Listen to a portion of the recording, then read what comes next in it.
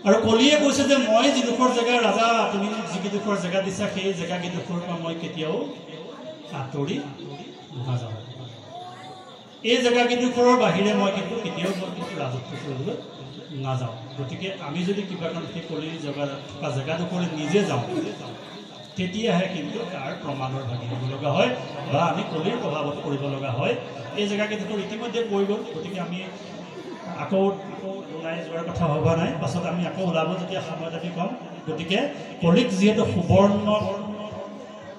স্থান দিলে সুবৰ্ণত স্থান দিয়াৰ লগে লগে পৰীক্ষিতে যিহেতু মুকুটটো সোণৰ পিন্ধি আছিল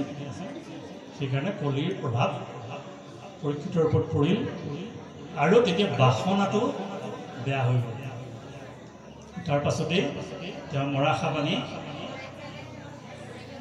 যিটো ঋষিৰ গাত